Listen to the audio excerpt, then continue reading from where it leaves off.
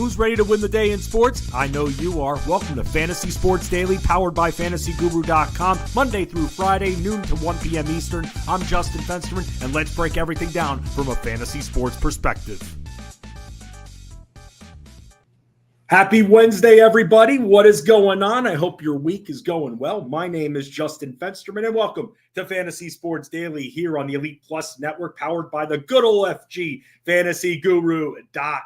Become a member of the Elite Mafia. Why? Because it's a great time to be a sports fan. Soon enough, that NFL season will be back, and we will be scoring all those points, winning those titles, and that's what it's all about. But until that time comes, you know we've got you covered at FantasyGuru.com. But I will say this for those that want to get in early, and everybody should want to get in early. Boom. There's our draft guide. It is out. We've got everything from rankings to player outlooks. We've got more articles and content coming out. It's all being updated too as we continue to get news. And we've got you covered in our Discord too. And there are many different ways to join us at FantasyGuru.com. As a lot of you know by now, you can follow me at Fensty Sports on X and Instagram, FENSTY Sports. I head up a lot of our NBA content at FantasyGuru.com. And I also do some football content too. So you can, if you're more of a wagerer, you can get the betting package that we have. We have a bunch of different ones, at least 5 packages involving football. And to get there, by the way, I'll put this link up for all of you out there, because let's get in early, everybody. I know that everybody's focused on the now, the present. I know you're thinking, wow, September, it's like a year away, but it's really not. Because I know that if you're watching me, if you're following all of our work, if you're listening to Jeff Manz's Elite Sports Show, 3 p.m. Eastern on Fantasy Sports Radio, or mine and Ray's show, Elite Sports Game Time, 8 p.m. Eastern on Sirius XM Channel 87, you are passionate about winning, and you're passionate about fantasy football. And now is the time to get in before everybody else does. Get into your routine, because you don't know what the fall is going to bring for you when it comes to a schedule. So start getting in the groove right now. If you don't want the betting package, you're more of just a DFS player, you could get our daily package as well, which includes Jeff Mann's Holy Grail, his play, is essentially his write-up that comes out every single Friday leading up right to those games there for DFS. A lot of great content in those write-ups that you could get. Ray and I were actually talking a little bit about last night on Elite Sports Game Time, the importance of still reading and still taking the time to read the actual analysis instead of just looking at the rankings, just looking at the picks. It really does make you better. And I'm not just saying that to sell these guides or anything like that. I'm saying that because I was someone growing up that didn't do a lot of reading. I didn't really enjoy it. I wasn't the best reader, I'll say that much. And then I realized to really get into sports, to really understand, learn, win, even before I was working in this industry, I had to become a better reader, a more critical reader, reading different things. And that includes sports analysis. Now, a day's sports analysis is much deeper than it was even 15 years ago. But at the same time, reading the actual meat of these articles instead of just looking at the players bolded out, you will learn something. Take the time, whether you're on the can, whether you're on the train heading to work, take the time to read the content. Ray was joking with me, and Ray, by the way, Ray Flowers hosts this very program Monday, Tuesday, Thursday, and Friday, and I hang with you each and every Wednesday. And Ray and I were kidding about the analysis and how I write a bunch of analysis for my bets, and that's because I want us all to learn something from these write-ups so we could get into it. You can figure out whether or not to place the bet or not. I'm putting the spread out there. I'm giving you the evidence, and it's up to you whether or not to execute. And this is what you get when you get our fantasy football content. It's a lot of analysis. It's a lot of different analysis. And if you want to go all in, that's all in betting.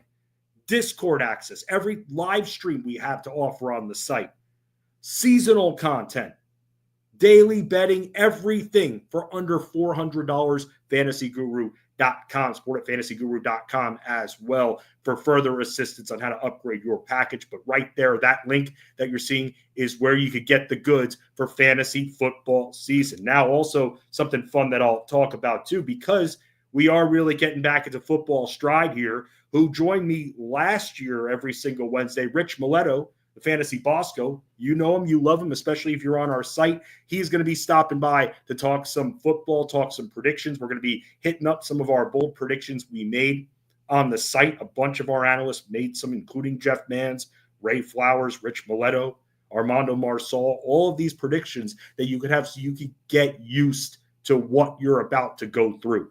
You could get in our minds to figure out which teams we love the best. And I'm going to talk about that in just a little bit.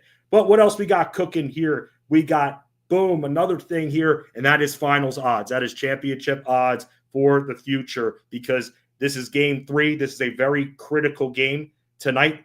Series could be on the line. Varsity Justin, it's great to see you. It's always great seeing you. Alt line parlays. I mean, hey, man, that worked out really well with the board. So you're going to have to go to fantasyguru.com a little bit later on to get the goods there. Varsity Justin knows he's hanging there with me. So I'll say that. Oh, Justin even giving you a little bit of a tidbit too. Road favorites of 3 points or more. Wow. Okay. Interesting. 7-1 against the spread. So let's talk a little bit about this series so far.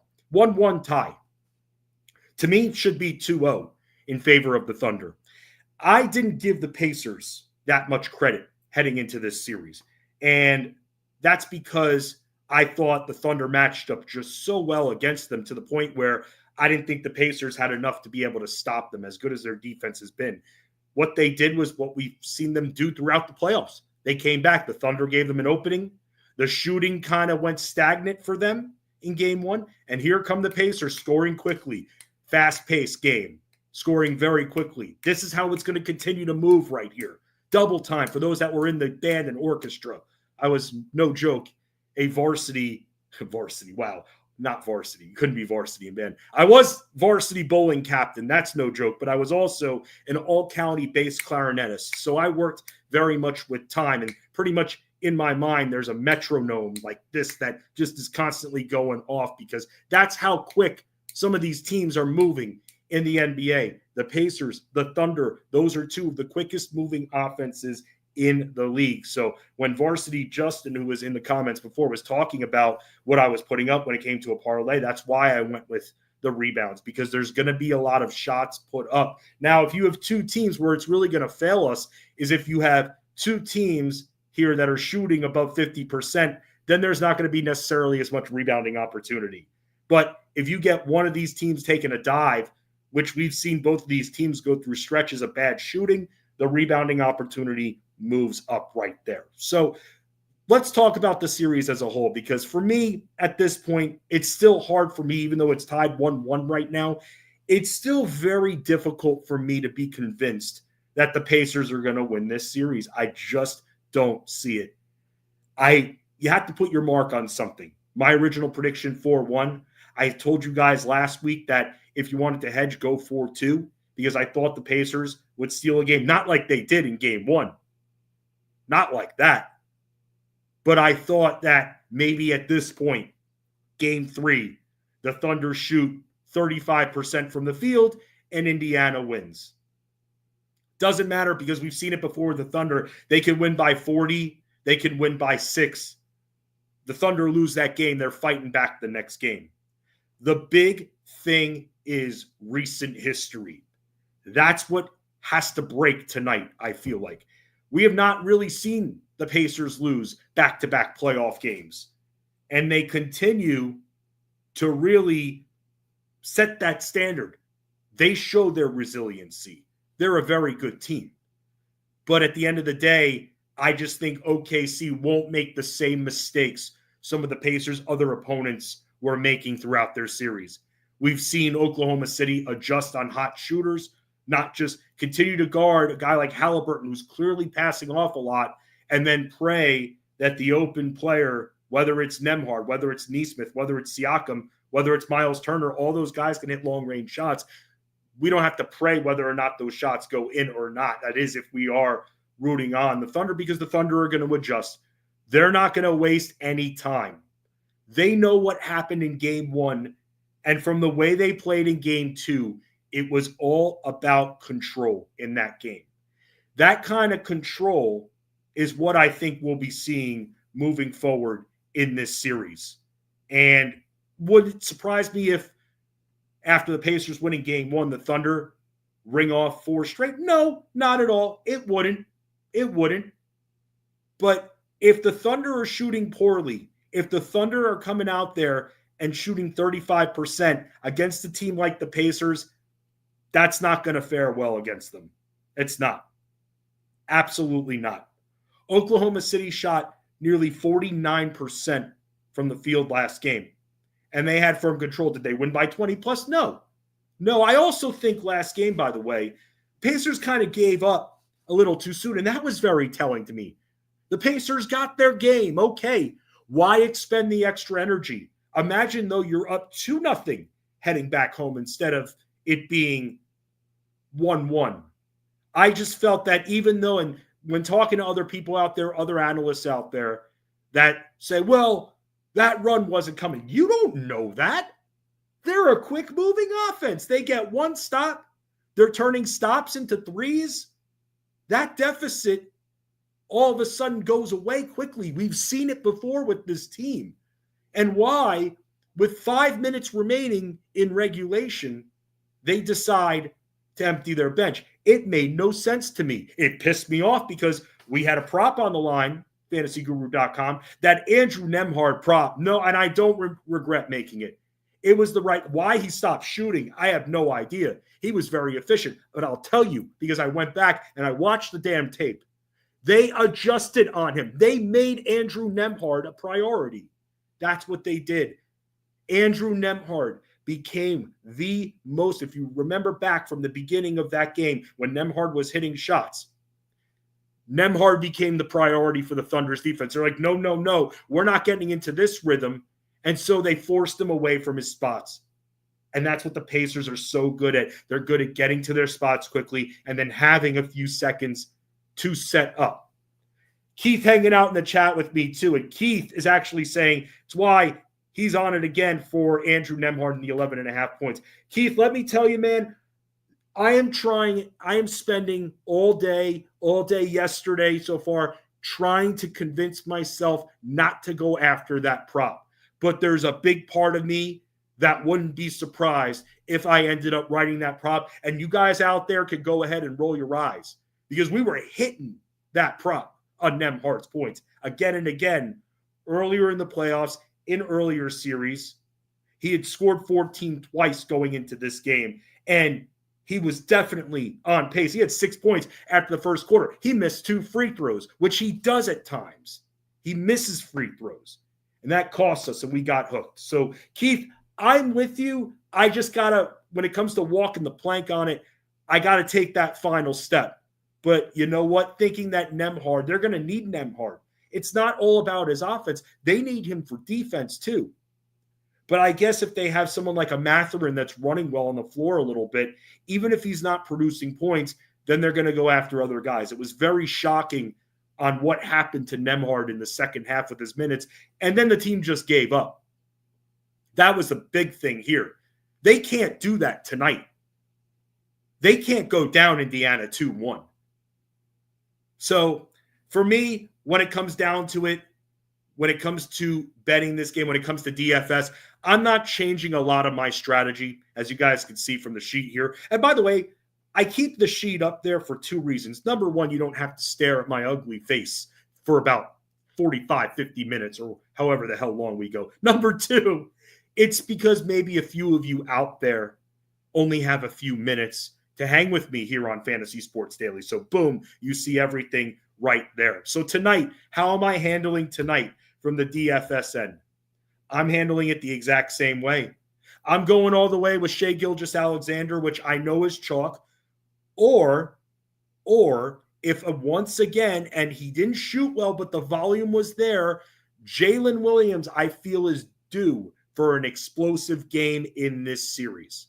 And I have this feeling, my entire strategy, the tree, before we branch off, the tree to all this, I'm thinking that OKC ends up breaking the recent trend from what we've seen in the playoffs of Indiana not losing back-to-back games. I think that ends tonight. And that's because this team is just that damn good. And I've been trying. There's no bias with me when it comes to the NBA or any sport. This is business right here. This isn't personal. A few of you have asked me, oh, Fensty, you're sour about the Pacers because you root for the Knicks. Let me tell you this right now. Yeah, as a fan, I do root for the Knicks. I do. I admit that. I've admitted that. I don't love to admit it. I don't love to talk about them for full shows unless it applies. But when it comes to our betting, our DFS lineups, if I see a prop against the Knicks, I'm going to take that prop against the Knicks. If I think the Knicks are going to lose, I am going to bet against the Knicks. That's business. Business. It's not personal. 5-point spread, by the way. Some people were wondering, why the spread was down for this one, the 5 points, and that's because of what I just told you. A, the Pacers are at home, of course, but B, they don't lose back-to-back playoff games. However, and people have been throwing, game 3, they don't do well. That doesn't matter to me. I feel like the Thunder are what we saw in game 2 is what we're seeing moving forward in this series. I just do. And I know trust me, I want this series to go 7. The more basketball, the better. But I just have a very difficult time seeing the Pacers be able to really silence the Thunder. I think the Thunder have done a great job of staggering their lineup between Hartenstein and Holmgren. I didn't know how they were going to do that, but I think that's fine. Case and Wall's kind of in there for speed, really. That's it. And it just shows the depth that Oklahoma City has, and they're willing to use a decent part of that depth too. So besides your captains right there, the only other player that I would consider considering here, but at the same time, a lot of people are going to be on him. Alex Caruso, who I think is an X factor. And Alex Caruso is going to be playing 25 to 30 minutes. If it's going to be a close game, you're going to be seeing him play 30-plus minutes. So Alex Caruso, to me, not only a good value play, but I feel like we're going to be seeing a lot of showdown DFS players have him maybe as a captain spot just to be different. Can he hit that ceiling? I think it'll be close. I think that we're going to see him rebound a little bit more.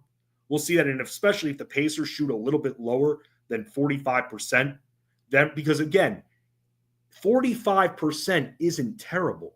It's not. But for a team like the Pacers, or the Thunder for that matter, who play very quickly, that's a lot of missed shots because they're taking more shots because the possessions are quicker. That's where it all adds up right there. And for those that have wondered, why do I hang in the rebounding props a lot? That's really why. Because with the pace, there's a direct correlation. If the team is a bad shooting team, let's just say, but they play quickly, there's a direct correlation to more rebounding that I've been able to find. So that's kind of the science and the mentality behind it. I do like Alex Caruso. When it comes to this Thunder team, Lou Dort doesn't move me that much. If anything, I'm going to look on their bench and see. I'd almost rather pay minimum salary and go after, it's not really minimum, it's a little bit more than that, and go after an Aaron Wiggins. I was surprised that Aaron Wiggins wasn't more involved. He plays good defense. He's good at reading screens too. You talk about closing that gap. He's excellent at it. So I'm expecting Aaron Wiggins, and I know he played a little bit more because it was a double-digit game. I wouldn't be surprised if he did have a couple more minutes, even in a closer game tonight. Again, not captaining him. I'm not doing anything fancy schmancy or anything like that. But when it comes to this Thunder team, that's really the direction I'm going. And if I am going to have a captain, it is going to be from the Oklahoma City Thunder. On the other side for the Pacers, Haliburton, the ball denial on Haliburton is going to continue. They got to get the ball out of his hands. They'll sacrifice Siakam.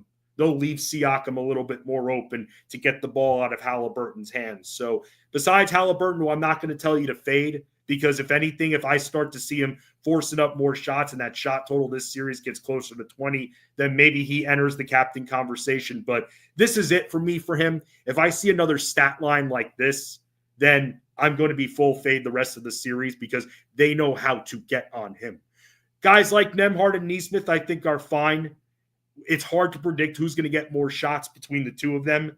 I'm guessing because even though he's a little bit more physical, Nesmith bigger chance of getting into foul trouble, obviously. Better at fighting through screens, one of the best in the league. So I'm in on him. Miles Turner's been scoring, but the rebounding being up and down, like it's been hard to trust him. That's when we go to the bench a little bit. That's when we go to the Pacers bench. And I look at McConnell and Mathurin once again, and I'm thinking that both are good for 15-plus minutes tonight. So I'm fine with looking at them. And if you have to sacrifice a Haliburton, because it's really hard to be attracted to any of these Pacers pieces to think that they're going to give you a nice 8-9x return. It's just very hard to figure that out, who it's going to be. So that's why I feel like I'm going to be more on the Oklahoma City Thunder. So that's where I stand when it comes to tonight. I'll be talking a lot more about that. You'll be seeing some content go up in our DFS NBA Discord a little bit later. I'll answer any questions there. And I'll be putting some bets in our betting Discord too at fantasyguru.com. But now, joining us straight from the car himself, not driving because he's a safe man. And he joined me all season long last year, now back here to join me on Fantasy Sports Daily. It's the Bosco himself, Rich Maletto. Rich, what's going on, man? What's up? I promise I'm not driving. I can prove it. I'm sitting still. It's all good. We know, man. We know. That's why I had to make sure, because we always have to be safe on this stream and everything like that. But, dude, how's everything going with you, man? You're getting ready to put up one of your articles here as part of our draft guide release here, and it's one that I need a little bit more info on, and I'm sure all of our subscribers do too. What exactly is scoring dependency, and what does it measure, and how can we use it to dominate our drafts? Okay, so I don't know if it's a tool you would use to dominate your drafts. It's a tool to use to get a better understanding of potential targets, right? Sure. Scoring dependency, or at least this article that I'm doing with it, what I'm trying to do is isolate where the majority of a player's points came from or where they had a difference. A good example of this would be quarterback or tight end, okay? Tight end, excuse me, we always talk about how there's very little difference, once you get past the top 4 or 5, right? That it's like 2 points a game at most between them. A lot of times that's because of red zone targets.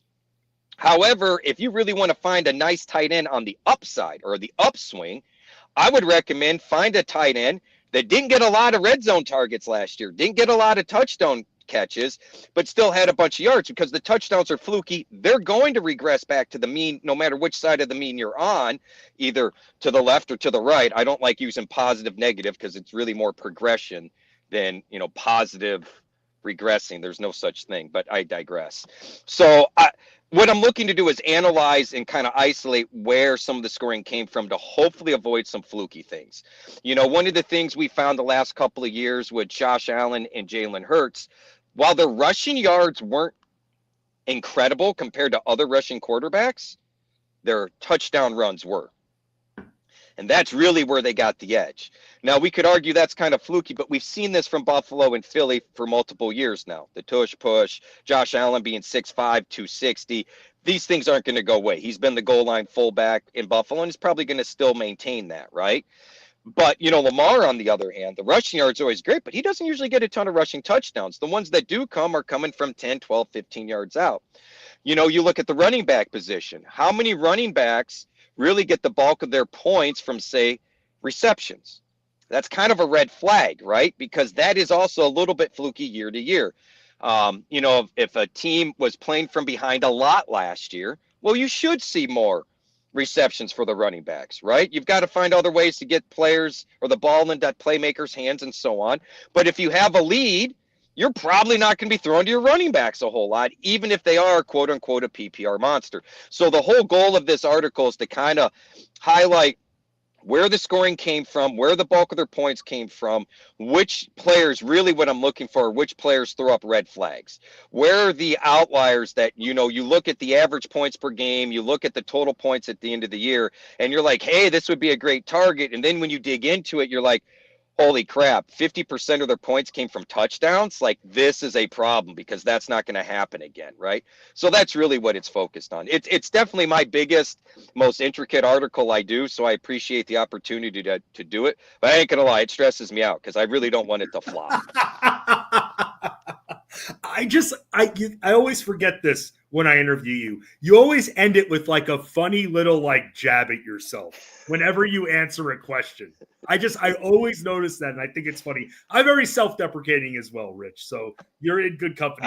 I try to be a realist, man. Like, we were talking on the stream last night.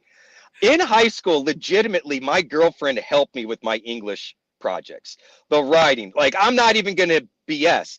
She would type it for me. Like, I would kind of relay ideas, and she would, because my grammar was crap, my vocabulary was crap. Like, I would never, to look back, if you would have told high school me that I'd be writing anywhere from 2 to 5 articles a week for a website, I would have told you that you were high and stupid. There was no way that would ever happen.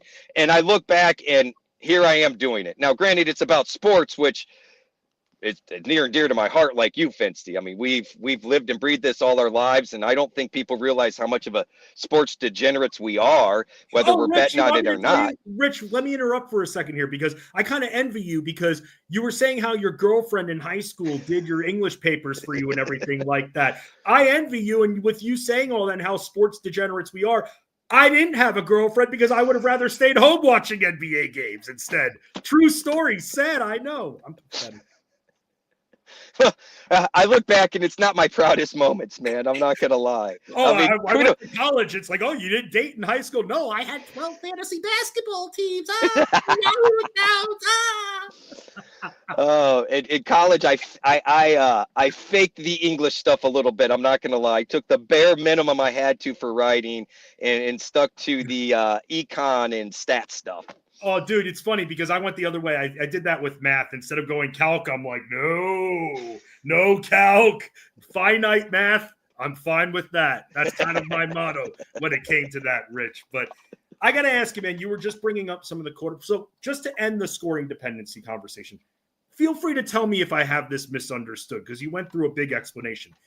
Does it help you determine more safer floor plays? Because one of the things that I took away from what you said is you're judging kind of a player or a researching player, how much of their production was via touchdowns versus via what they actually did on the ground. And to me, that's kind of one of the things that stuck out to me. Or am I just totally not getting it and should move on? No, I think you're getting it. I think it's a different approach. So I use it more to rule out players. Not so much to, I will use it to find some gems, but I would argue that really the gems we find are kind of isolated to, say, the tight end position, right? Or a lower level RB where you feel like they're coming back on the upswing. Where I really find it beneficial for me anyway is isolating or highlighting the exceptions to the rule that we know as a general idea doesn't carry over from year to year, right? So I won't say that it helps me, target quarterback A. What it does help me realize is, holy crap, quarterback C scored well last year, but I don't think this is replaceable. I don't think they can replicate it again in 2025, and here's why. 30% of the scoring was from touchdowns, and their average every other year for touchdowns is, say, 17, and all of a sudden they were at 30. Well, what changed? Okay, new offensive coordinator. Okay, maybe it can repeat, right? Offensive coordinator leaves. Well, I'm a little worried about that, right? I tell you what, Sam Laporta last year is a perfect example. Going into last year, I said, be cautious with Sam Laporta. I love Sam Laporta, but if you look at his actual fantasy scoring, a huge chunk of it in 2023 came from touchdowns. That's not replicable year to year. It's just not, even as a good red zone target. So while people were willing to spend a second round draft capital and redraft on him, no way I was. I love Sam Laporta. I love Iowa tight ends. I got him nowhere last year because the cost didn't make sense given the fact of where he really got his points and how likely was it to be replicated. And as we see at the end of the year, his yards, his receptions were very much on par the year before, but the touchdowns weren't. So from a fantasy perspective, he went from tight end 1 to tight end 6. or whatever it was, right? So those are the kind of the things that it really helps me look for. Jeff loves the article. At least he says that on air. Whether he's feeding my ego or not, I don't know. But he swears that there's really good info in it. And I would be curious to talk to him about how he uses the data. What are some highlights for him that he uses? Because I'd be curious to that, because after hearing how you kind of look at it, I can see different people looking at it different ways and coming to different conclusions. I shouldn't say same conclusions, but different methods on the same players. Does that make sense? Kind of. It does, Rich. But as I've kind of pointed out throughout this few minutes we've been together, I'm not exactly the brightest light in the let's just say the light atmosphere that we have. So even me saying that, I sound stupid. You're not the sharpest tool in the shed. Is that what you're saying, Finsty? Aha, right there. Aha. I tried to stick with the light bulb analogy, but again, clearly this is why I don't understand complex articles like this.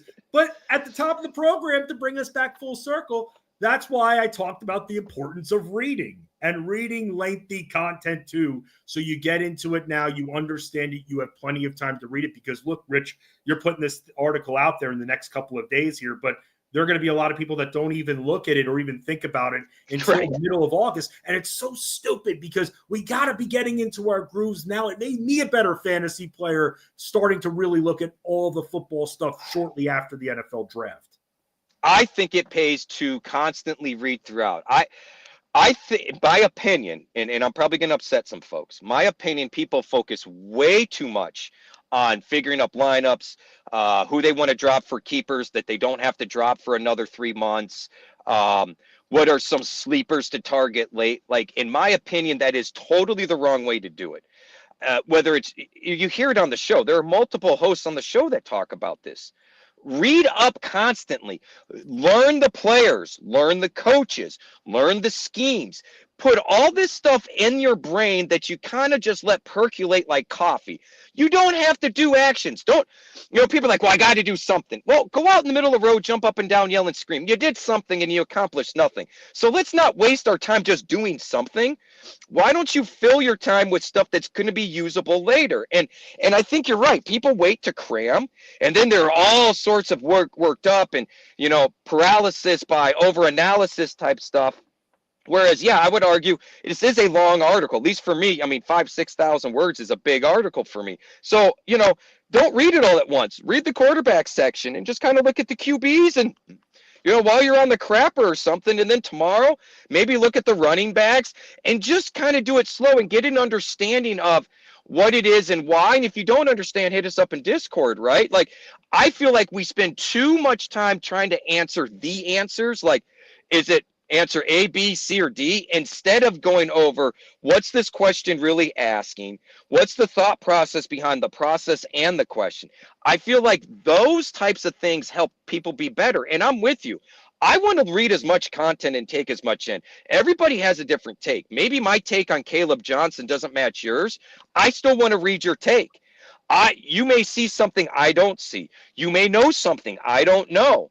I don't know how many times someone would be like, well, did you know XYZ about this player? Holy crap, I didn't. That changes things significantly for me, because these things matter.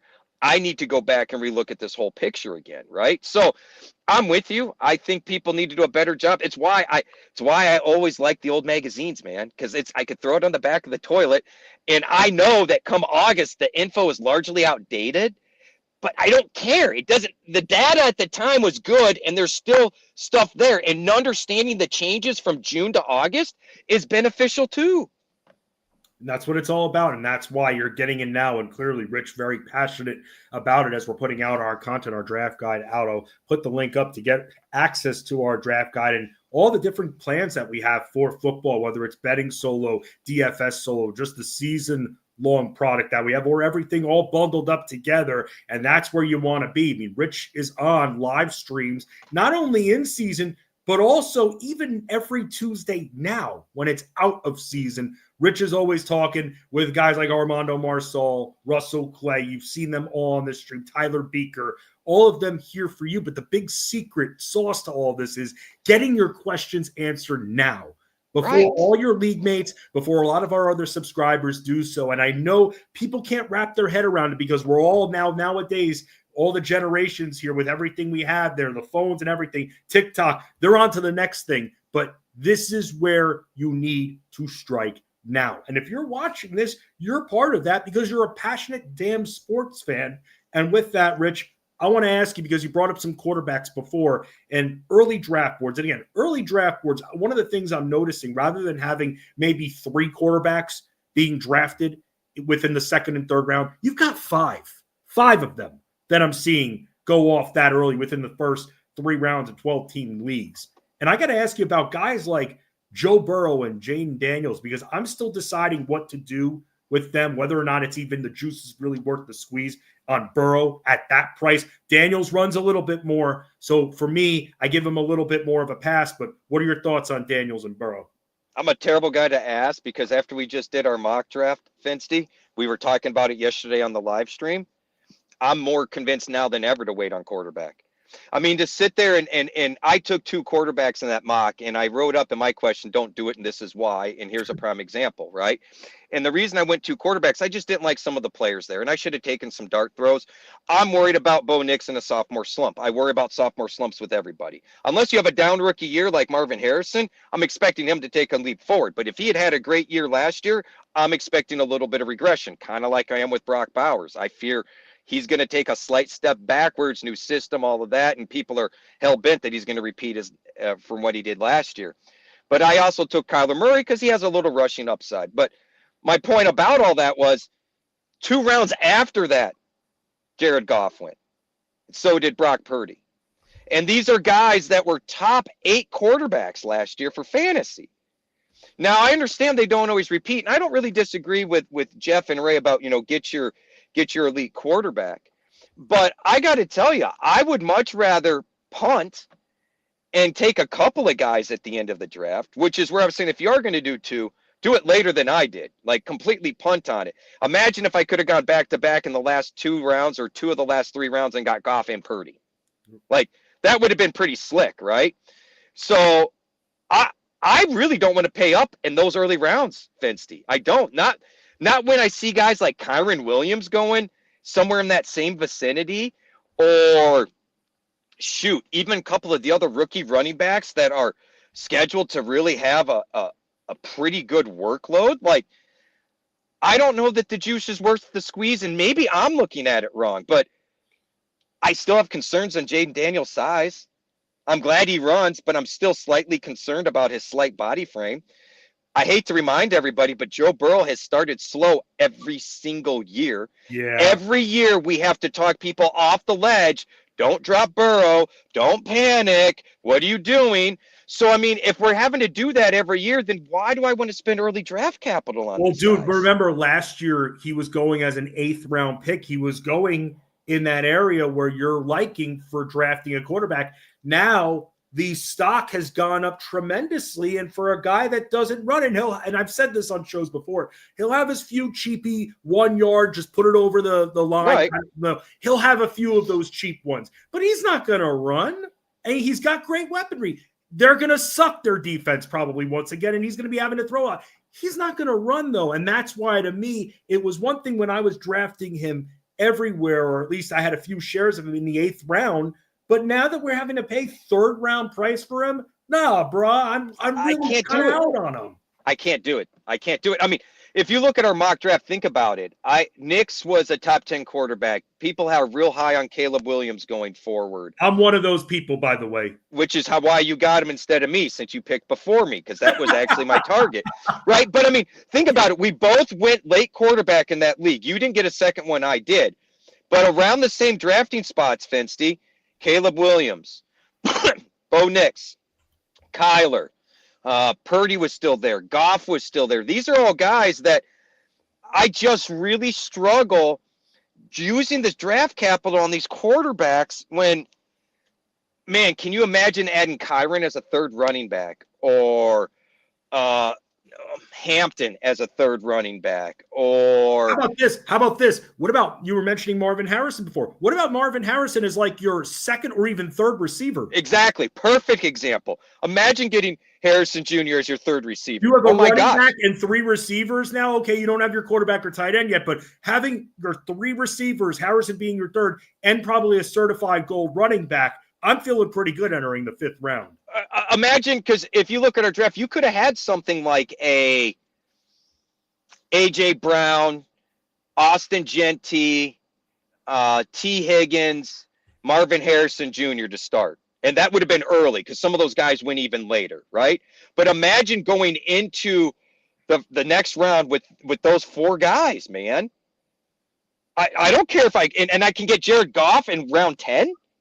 I mean, it's funny because Tyler and I were talking about it, and Russ yesterday said people are down, the coordinator change. Are you guys worried? And Russ and Tyler were like, it's still the same ingredients. Like, maybe the pizza comes out a little doughy, maybe it comes out a little overdone, but it's still going to be a pretty gosh darn good pizza. And yet everybody's on Jameson Williams, everyone's on Gibbs, everyone's on Amon-Ra St. Brown, and Laporta, and nobody wants Goff. Well, I hate to break it to everybody, but Goff's got to get these people the ball, or they're not going to do anything anyway. So it's kind of like, how can you be so high on these guys and look at him as a castaway? Yeah, I'm with you, man. And that's why, for me, I feel like I'm going to be more where you're at. And I'm not going to close my mind because, look, draft value supersedes all. Let's say, this is still very early. Let's say by August, the stock on, which I don't see it happening after last year. Let's say Daniels or Burrow, I don't see it happening with Hurts, falls a round or so. So now you're sitting there in the 5th, 6th round. I don't see this happening, but one of those guys are there. Now Burrow's there, and now I'm sitting in the 5th round or 6th round. Now I have a decision to make. But 3rd round at that point, man, you're right. I'd rather go with the Caleb Williams, who I'm expecting big things from. I've made it very public that I'm very into the Bears. You could see it from my predictions on the site. I'm very into the Bears improving. I'm very into the weapons he has. Nice combination of veterans and also youngins to throw to. Ben Johnson being there. The defense also improving. I think that he won't be making as many ill-advised throws. Down the stretch, Caleb Williams looked a lot better than he did in the first half of the season. And I'm just, again, as you could tell, I'm probably going to have 2 shares of Caleb Williams. No, and that's fair. And I'm with you. I mean, I tell you what, here's a good example for you. What if Mahomes falls to the 7th or 8th round? Then I'm going to go Mahomes. I'm not going to be out on Mahomes. Right.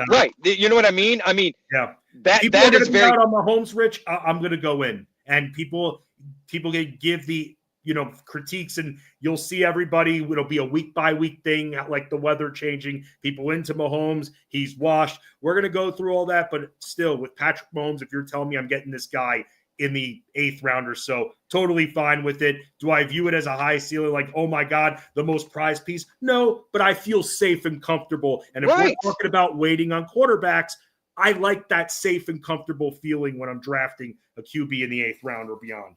Baker Mayfield keeps slipping. Oh, you're seeing that? I'm seeing him. Oh, yeah, he's kind of in that 6th round area.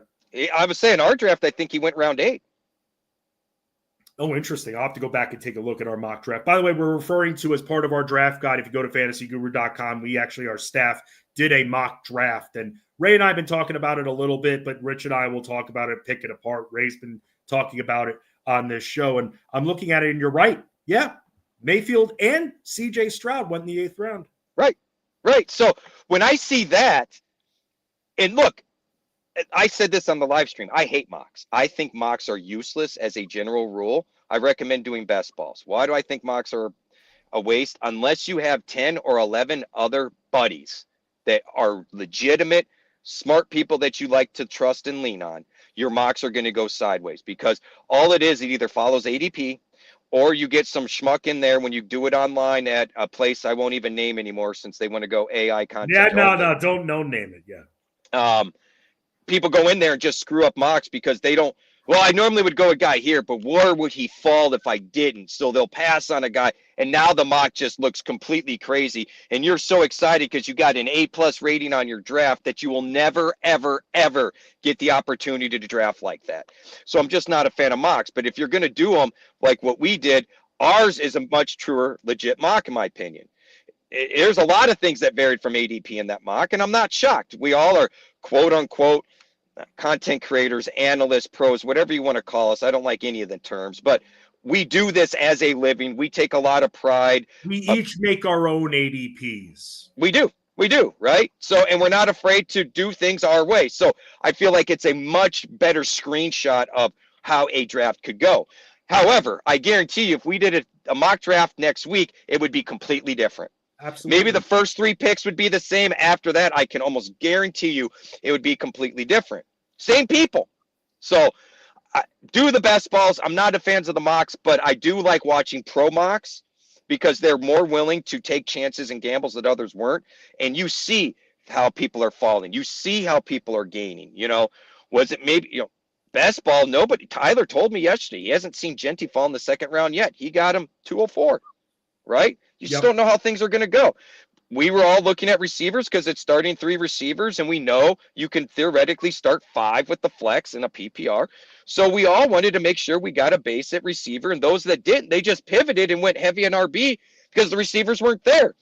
I think, again, every draft is different. That same person that punted running back may not punt running back next time or vice versa.